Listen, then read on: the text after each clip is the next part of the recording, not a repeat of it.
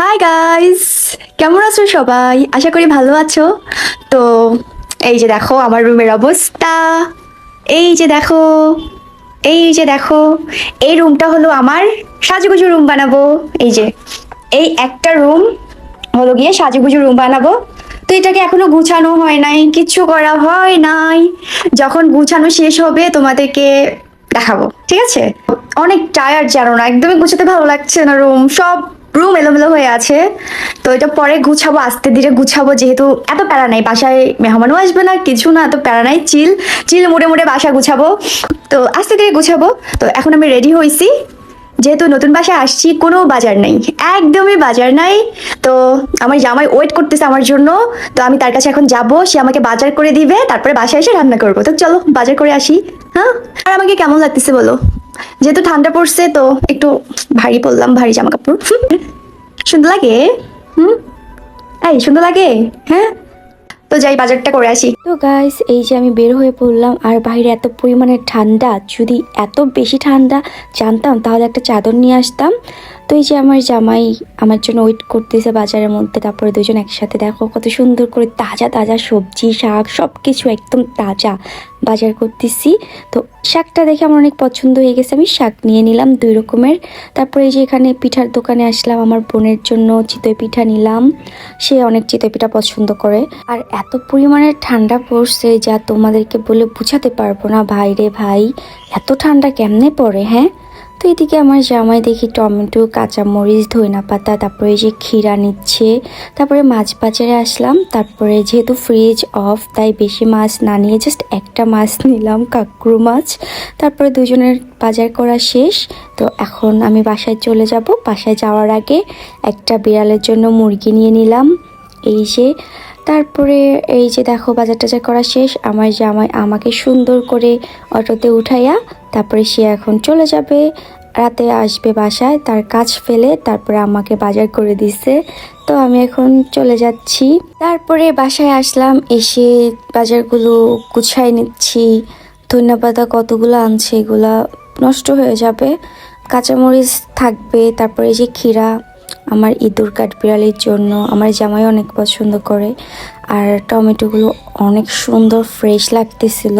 আর দেখলাই তো একদম তাজা তাজা বাজার করে আনছি। আর এই যে দেখো শাকগুলো কত সুন্দর, আমার শাকগুলো দেখেই পছন্দ হয়ে গেছে, সাথে সাথে নিয়ে নিছি। তো এখানে আমি একটু পিঠা খেয়ে নিচ্ছি, অনেক ক্ষুধা লাগছে।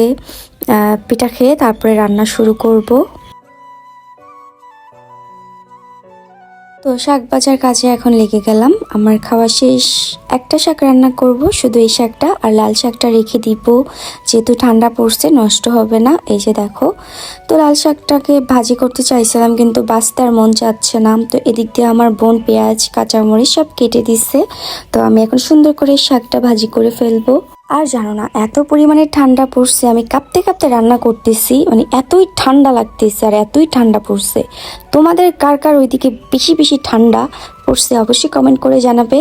আমার তো একদমই কিছু করতে মন চাচ্ছে না, আমি একদম সারাদিন কম্বলের ভিতর থাকি, মানে কম্বলের ভিতর থেকে নামতেই মন চাচ্ছে না ভাই, কম্বলের ভিতরেই থাকতে মন চাচ্ছে। তো যাই হোক, এদিকে এই যে একটা কাঁকড়ো মাছ নিয়েছিলাম, বললাম ফ্রিজ অফ, ফ্রিজ পরিষ্কার টরিষ্কার করে অন করতে হবে, তারপরে বাজার টাজার করা হবে। এখন আপাতত যে টুকটাক বাজার করেই রান্না করা হচ্ছে। তো মাছটা কেটে আনি নাই, তার কারণ হচ্ছে একটু তাড়াহুড়ার মধ্যেই চলে আসছি। তো এই যে দেখো আমি মাছটা সুন্দর করে কেটে নিচ্ছি। এই যে, আর বটিটা একদমই ধার নাই, বটিটা দিয়ে যে কোনো জিনিস কাটতে গেলে বেশি বিরক্ত লাগে। তারপরে এই যে এখানে মুরগি, তো মুরগিটা আজকে রান্না করব না, বিড়ালের জন্য কিছুটা রেখে আর কিছুটা ভাজি করে রেখে দিব। আর এদিকে আমার শাক ভাজি শেষ, এখন আমি মাছটা রান্না করে ফেলবো। প্রথমে ভাবছিলাম মাছটা ভুনা করব, কিন্তু আমার বোনের জন্য আলু দিয়ে টমেটো দিয়ে রান্না করতে হচ্ছে। সে বললো যে আপু আলু দিয়ে টমেটো দিয়ে রান্না করো, তো তাই করতেছি। আমার বোন কিন্তু আমাকে অনেক হেল্প করছে, আলু টমেটো কাঁচামরিচ সব কিছু কেটে দিছে, আমি জাস্ট রান্নাটা করে ফেলতেছি। তো এদিকে দেখো মুরগিটা একটু করে হলুদ মরিচ দিয়ে নিলাম। তো এটাকে ভেজে রেখে দিব, যেহেতু ফ্রিজ অফ তাই একটু বেশি বেশি কাজ করতে হচ্ছে। ফ্রিজটা এত অপরিষ্কার জানো না, আমার বাসায় যে আগের হেল্পিং হ্যান্ড আন্টি ছিল তাকে বলছিলাম ফ্রিজটা পরিষ্কার করে দেওয়ার জন্য, কিন্তু সে কি করছে জানো, ফ্রিজ পরিষ্কার না করে বরফ সহই বেঁধে টেঁধে দিয়ে দিছে। এইটা দেখার পরে আমার মাথা এত গরম হয়ে গেছে জানো না, কিছু করার নেই। তো আমাকে আস্তে ধীরে পরিষ্কার করতে হবে। বাসাটাও একদম অগুছালো, আস্তে আস্তে গুছাই ফেলবো, প্রবলেম নাই। তো এই যে আমার রান্না শেষ। তো এখন আমি আমার হাজব্যান্ডের জন্য ওয়েট করব, তার আস্তে আস্তে প্রায় 11টা 12টা বাজবে। তো রান্না বান্না শেষ করে আমি এখন একটু রেস্ট নেব। তো আগে একটু তরকারিটা দেখে নিচ্ছি যে লবণ হয়েছে কিনা, একদমই চেক করে নেই। তো অনেক মজা হয়েছে, জাস্ট লবণটা একটু কম হয়েছে। এখন লবণটা দিব, দিয়ে তারপরে রেস্ট করব। তারপরে ওয়েট করতে করতে আমার জামাই চলে আসছে বাসায়, এখন আমি তাকে খাইয়ে দিচ্ছি। আমরা দুজন একসাথেই সব সময় খাই, তোমরা অনেকেই জানো। যাই হোক, আমরা খাচ্ছি, খেয়ে দিয়ে একদম কম্বলের ভিতরে চলে যাব, প্রচণ্ড ঠান্ডা। আর গাইস, ভিডিওটা কেমন লাগলো অবশ্যই কমেন্ট করে জানাবে, আরেকটা লাইক দেওয়া যেও। আর দোয়া করি সবাই ভালো থাকো, আমাদের জন্য দোয়া করবে।